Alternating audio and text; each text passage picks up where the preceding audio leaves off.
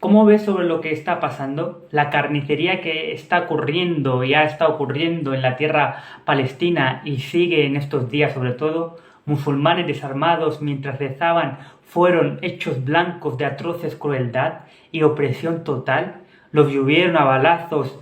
¿Cuál es la solución? ¿Cómo debería vivir la gente ahí? ¿Y quién puede establecer la autoridad sobre los santuarios religiosos sagrados ahí? Y también nos preguntan, para ti, ¿cuál es el significado religioso de esta tierra? ¿Cuál es tu opinión al respecto? ¿Y quién debería estar a cargo de Beit al-Muqaddis, Masjid al-Aqsa? A ver, es muy triste. Ellos son nuestros hermanos musulmanes y más allá de esto son seres humanos sobre todo. Si bañas a los niños con balas y haces de la casa objetivo de tu bombardeo, si matas gente común, todos deberían sentir el corazón roto por eso. En otras palabras, no es algo que usted pueda poner excusa. Siempre que el pueblo desarmado, el común, las personas, los no combatientes son el objetivo, no importa el pretexto, debe ser condenado totalmente. Y el mundo entero debería condenarlo. Toda persona sensible debería condenarlo. Hay algo en la naturaleza del hombre que se revela contra el hecho de que se dirija a niños, mujeres, ancianos en sus casas, ciudades. Si hay una guerra o una batalla, es entre los combatientes. Siempre que bombardees una ciudad o cualquier otra área y te dirijas a la gente común, o si en algún momento la gente está protestando y matas niños y mujeres, esto no sería aceptable en cualquier sentido. No debe ser aceptable. Uno no debe considerarse ninguna excusa en esta cuestión. Debe ser condenado en términos categóricos por todo el mundo, por la conciencia mundial y por tú y yo. No es de ninguna manera aceptable, ya sea en Ucrania, como si es Palestina, como si es Kashmir, Siria, Afganistán, Venezuela, etc. Un musulmán siempre debe hacerlo independientemente de con quién se esté cometiendo injusticia o opresión. La vida, honor y propiedad son sagrados de todos, independientemente de religión, ideología, país, raza, color, etc. Yo en su día ya condené cuando pasó lo de Ucrania y lo que está pasando ahí. Es igual de injusto lo que está haciendo con el pueblo palestino desde hace muchísimos años. Pero aquí me gustaría matizar. Desgraciadamente la reacción que se ha tenido o se está teniendo con el pueblo ucraniano no es la misma que se ha tenido con el pueblo palestino. Y eso que se han cometido atrocidades. En ambos lugares se ha invadido, se han destrozado ciudades completas, han asesinado a niños, mujeres, mayores. Y esto sí que es triste en realidad. Hipocresía total, la diferente reacción que hay entre ambos. Es decir, las sanciones puestas, las acciones tomadas contra Rusia y el apoyo descomunal nos demuestra cuando nos importa a alguien. Todo se puede hacer, según de donde sean los demás, más importancia o menos, y es algo que se ha quedado reflejado ante el mundo entero y ponen en duda la honestidad a la hora de tomar acciones contra Israel por sus atrocidades. A Rusia se le ha prohibido, sancionado ya sea en deporte, económicamente, haciéndole el boicot en muchos asuntos, y en cambio lo de Palestina parece que esos niños, mujeres, mayores no tienen la misma importancia. Y vuelvo a repetir, cuando se diferencia de manera tan clara a la hora de aplicar justicia y los derechos humanos, a la larga los pueblos no olvidan y habrán consecuencias. Es ley de vida. Bueno, dejando de lado la triste realidad y hipocresía, voy a hablar brevemente en contexto religioso y voy a contestar las preguntas hechas.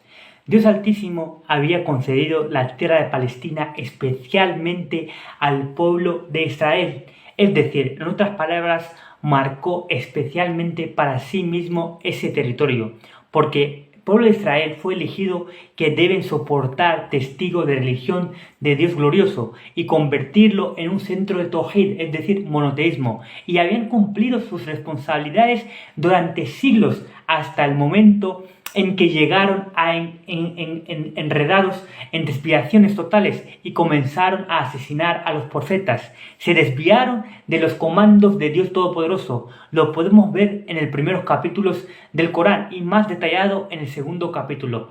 De hecho, cometieron ese mayor crimen en el que se hicieron intentos de crucificar a Jesús. La paz y bendiciones de Dios Altísimo sea con él, aunque la decisión tomada por Dios Altísimo es una cosa diferente, es decir, no lo consiguieron, pero ellos no le dejaron ninguna piedra sin mover de su parte. Después de esto, como nos dice Corán, que fueron dispuestos, quitados de esa responsabilidad que se le había dado, y Dios Altísimo hizo de ellos un blanco de su ira y humillación total, y se hizo una declaración sobre ellos, que ahora los creyentes de Jesús, los seguidores de Jesús, la paz y bendiciones de Dios Altísimo sean con él, por siempre y para siempre establecerán su superioridad política sobre ellos hasta el día de juicio final. Las palabras de Corán son وَجَعِلُوا الَّذِينَ اتَّبَعُوكَ فَوْقَ الَّذِينَ كَفَرُوا إِلَى يَوْمِ الْقِيَامَةِ. Por eso, con respecto a la religión, no tienen ningún derecho sobre esa tierra. ¿Por qué? Porque ese derecho era dado por Dios Todopoderoso al pueblo de Israel y también lo quitó en su momento. La autoridad fue otorgada por el principio de que la yanalu ahizdu alimin, es decir, es la generación del profeta Abraham, cuando fue, la paz y bendiciones de Dios Altísimo sean con él, cuando fue entregado la posición de liderazgo, por lo que se dijo también que mi promesa no es para tiranos. Sin embargo, esta cosa es absolutamente correcta, que Dios Altísimo ha declarado en Corán también, Aufu bi ahdi, aufu bi ahdikum. Debes cumplir mi promesa y cumpliré la tuya. ¿Cuál es esa promesa? Pues que los judíos deben apoyar a los mensajeros de Dios Todopoderoso, deben traer la fe sobre Jesús, la paz con él, deben aceptar la invitación del profeta Muhammad, la paz con él. Solo entonces se les puede conceder la bondad de Dios Altísimo. Sin embargo, todo lo que tengo o todo lo que he descrito sucedió en la antigüedad. ¿Quién lo decidirá ahora? Así que por esta razón esto ha sido aclarado por Dios Altísimo, que ya no tiene ningún derecho aquí, es decir, sobre una base religiosa no tiene ningún derecho en ese contexto en el que Dios Altísimo había marcado esta tierra especialmente para sí mismo y se lo había dado al pueblo de Israel. Y después de esto es obvio que surge una segunda pregunta: ¿cuál es el derecho de los musulmanes?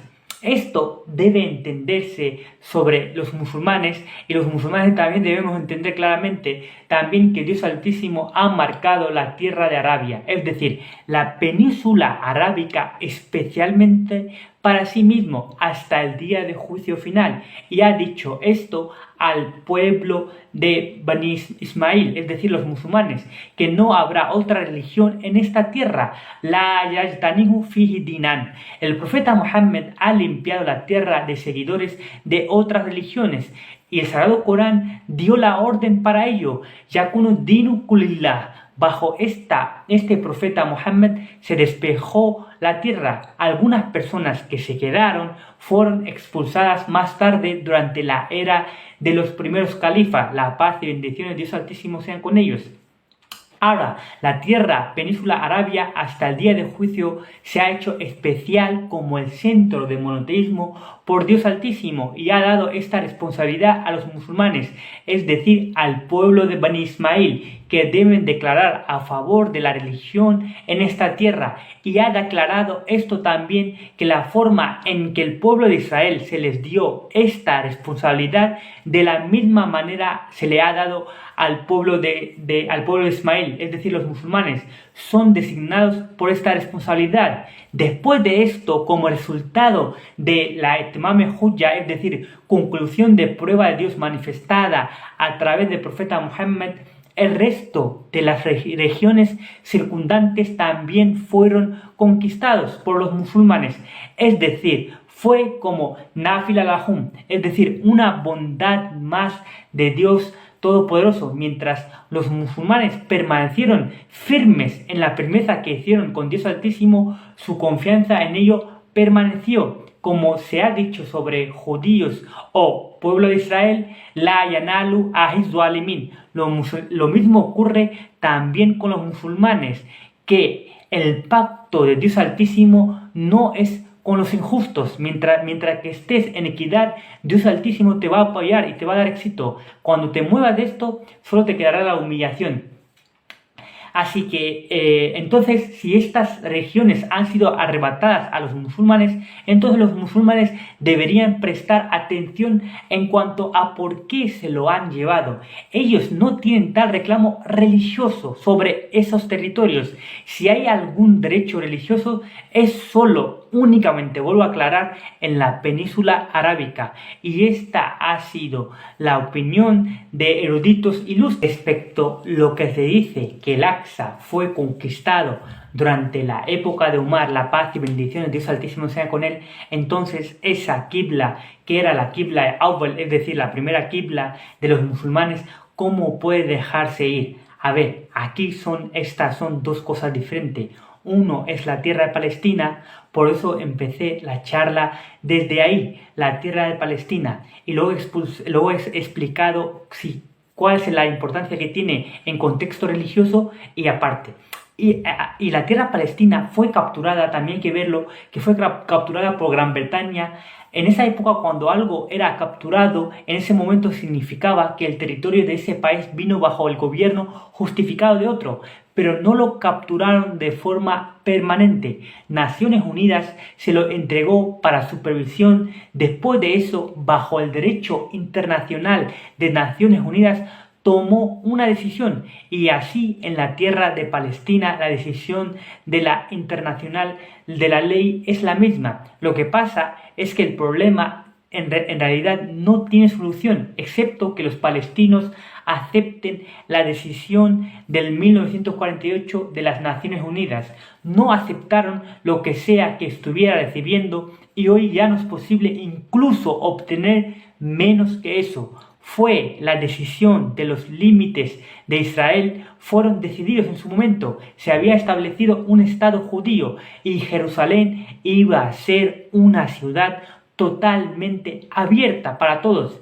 Y si hay que vivir en el mundo, tendrás que aceptar tales decisiones que tienen fuerza de obligación, incluso aunque puede ser que estén equivocadas. Así que cada vez que la ley hace un juicio, así como nuestros tribunales dictan sentencias, y cuando se toma una decisión a nivel de la ONU, y además como eres miembro de la comunidad internacional, siempre es lo recomendable y es más seguro aceptar esas decisiones en la práctica. Y aceptar una decisión en práctica no significa que no quiere decir necesariamente que tienes que estar de acuerdo con eso. Es tu derecho seguir criticando la decisión y poner de manifiesto su error. Sin embargo, dado que una institución mundial tomó esa decisión y instituye a Israel legalmente como Estado y un gobierno, debería haber sido aceptado también en la práctica. Aceptar eso era necesario para los musulmanes. No había otra salida viable, porque cuando contradices las decisiones tomadas a nivel mundial, entonces la única manera de llegar a una diferente decisión es a través de la fuerza, poder de las armas. De la misma manera que estás obligado a aceptar las decisiones del gobierno y los tribunales dentro de los límites del Estado, en la práctica, reitero, el derecho a disentir es nunca agotado. Por lo tanto, tal como estás obligado a aceptar las decisiones del Estado dentro de su jurisdicción, igualmente usted debe aceptar las decisiones del orden internacional. Esto es un punto. El segundo punto es que el derecho internacional, después de 1928, ha declarado ilegal anexar un territorio ocupado. Por lo tanto, Israel también tiene que retirarse de los territorios ocupados en cualquier circunstancia. Israel debe aceptar esto. Israel está en una violación similar del derecho internacional que hace un pretexto para sus medidas. Si estás acusando a los palestinos de violando el derecho internacional, por lo tanto actúa contra ellos. Entonces tú mismo debes cumplir con el mismo derecho internacional que a ti también te exige, ¿verdad? Por lo tanto, es ilegal para Israel, en vista del derecho internacional.